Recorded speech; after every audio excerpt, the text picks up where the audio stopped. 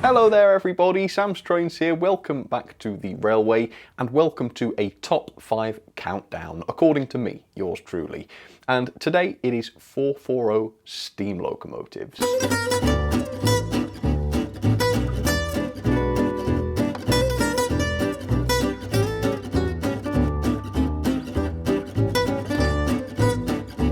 I absolutely love 440s. I think it's by far my favourite wheel configuration. So it's 4 bogie wheels at the front of the locomotive and then 4 driven wheels, and that's all.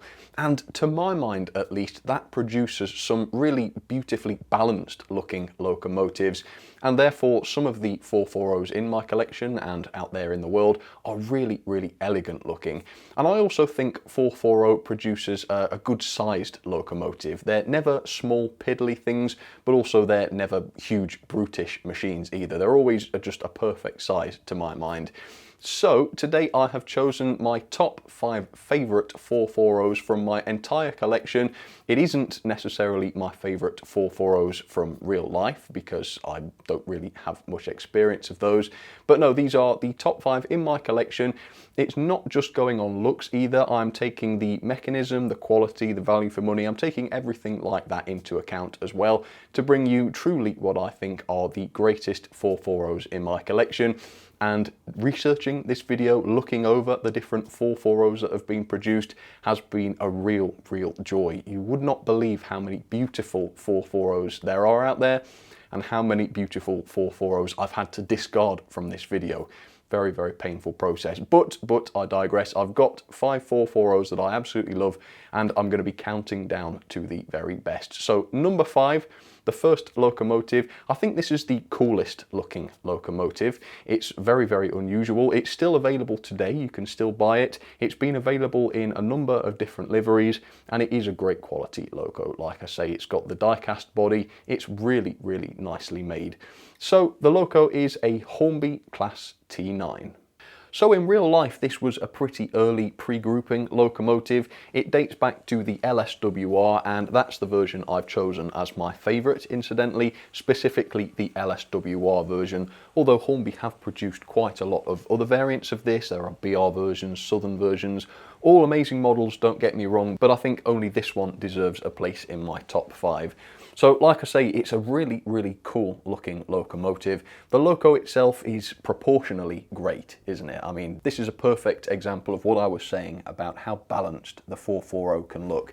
Beautiful, absolutely beautiful. I think the tender also makes these stand out as well because the bearings are on the inside, they're behind the wheels. You get that really weird look to the tender, which some people don't actually like, but I happen to really like that. I think that's super cool. And these locos are great quality as well. Of course, you've got the die-cast bodywork, which makes the loco reasonably heavy. And mechanically, they're pretty great as well. They've got the tender pickups, 5-pole motor. I think there is a flywheel inside there. It does use rubber traction tyres, which isn't absolutely fantastic. But overall, I do think this is a marvellous loco. And it's an incredibly well-detailed model as well. Very nicely decorated, very nicely detailed. Overall, I absolutely love it. And because the standard of this model is so incredibly high, I'm guessing it's leaving you wondering what's coming up next. So let me show you the next of my top 5. So number 4 is a bit of an unexpected choice, but truly it is one of my favourite 440s. So this one is a budget model. It's not a super premium model by any stretch of the imagination, which means it is pretty good value, but this one looks good and it also still has a decent mechanism too, which is quite important. So the locomotive is the Hornby Railroad County Class. So I understand, yes, this is a little bit of a strange choice, but there is quite a specific reason why I like this one so much. Unlike the other 440s from the Great Western, so the City Class, the Duke Dog, this loco looks like it belongs to the Great Western Fleet. To my mind, it looks just like a Hull class or a Saint or a Manor or something like that. It's got the same sort of shape, it's got the same proportions, but it's kind of miniaturized, it's lost a set of driving wheels, And so it looks like a quintessential Great Western locomotive, but it's just like a mini version, which I think is super, super cool. So I've always had a soft spot for this one, even though my reasoning for it is a little bit silly. So yeah, I mean, these are basic models. They date back several decades. They are very, very simple in terms of the level of detail. However, they do have slightly more modern chassis, so they have tender pickups, they are loco driven, they do use traction tyres, and I think they've only got 3-pole motors without flywheels, so mechanically they're not absolutely fantastic, but they do run pretty nicely. Overall, they're not the best looking models from a detail standpoint, but they have a certain charm to them, don't they? And ever since I first saw one of these, I think it was on my friend Peter Shaw's YouTube channel, I knew straight away that I would love this class and that I had to own one. And to this day, years and years on, I'm still a huge, huge fan of this class. So there it is, the Hornby Railroad County class. Not sure if they're available anymore. Something tells me maybe not, but Hornby, please produce some more because they are lovely models. And any other manufacturer for that matter, if you want to produce a super detailed modern county class, I would go absolutely nuts for that. So there you go, the county class, my fourth favourite 440. Number 3 was an incredibly easy choice. It is, in my opinion, one of the most beautiful 440s ever produced. It's mechanically not quite as great as some of the others, which is why it's not ranking higher up in this video, but nonetheless, I think its great looks do make up for that to a certain extent. So it is a Bachmann locomotive, and it is this, the beautiful Bachmann 440 Class D11. Wow, so where to even start with this one? This is an incredible looking model, as I'm sure you'll agree. It is the largest 440, I believe, and I suppose if it was much bigger, it would start straying into the brutish territory that I'm not that keen on. But as it is, yeah, the proportions are just about okay. However, I really think it's the livery that sells me on this one. And I say that because before I had this version of the model, the Great Central Green, I owned a BR version of this and I loved the model. I thought it was fantastic, but that 440 would never have made it into my top 5. I do think it's this stunning livery that makes this one shine so much for me. Yeah, it really is a wonderful looking model. And it's quite modern as well, so the level of detail is well up there. It's quite good quality actually as well. It's very heavy die-cast running plate, so it's a good puller, doesn't use traction tyres. The mechanism is okay as I understand it. The motor isn't the best in the world, but it does have a few nice features. It does have tender pickups, unlike quite a few Bachmann locos, and the driving wheels also have proper bearings on them, unlike a few Bachmann locos. So the mechanism is good enough that I feel I can speak highly of this locomotive. And so really that is why this deserves third place in my opinion. It's just an absolutely incredible looking model, isn't it? So there you go, number 3, Mons D11 from Bachmann. So now we are at number 2, my second favourite 440 in the entire collection. And this one is an incredibly famous 440, possibly the most famous in the world, although maybe that's debatable. Right, what can I say about this? I think it is possibly more beautiful than the D11. Again, the mechanism isn't fantastic. I think if this did have the great mechanism that some of the other offerings did, then this might have been my number 1 choice. Nonetheless, don't let that overshadow this locomotive because overall it is absolutely superb. So it's another Great Western loco. That gives it away, I think. I think you can pretty much guess which it's going to be. Yes, it is the very famous City class, or more specifically, City of Truro. So this loco almost needs no description. Everybody recognises it, and I think most people really love it. Now, I don't love this for the same reason I loved the county class, because to me this does not look like a quintessential Great Western locomotive as we know it. I mean, the cylinders are on the inside, so it isn't comparable to the Halls and the other 460s. And overall, I would say the proportions of the body are quite a bit different from the other Great Western locos that I like. However, there are a number of things that make this model absolutely incredible for me. Clearly, the livery and the decoration is part of that. I mean, this is one of the greatest looking locos I've ever had, I think. Decoration, absolutely incredible. It's a beautifully detailed model as well. The cab detail is really impressive. It's covered in separately fitted parts. It's got the proper copper chimney. That's a huge upgrade from the Hornby County. The quality is not terrible. I mean, it's got the die-cast running plate, which means the loco's heavy enough to run without traction tyres, which is a plus for me. And to give this loco credit, it does run very, very nicely. If this was a poor runner, I wouldn't be able to put this in second place.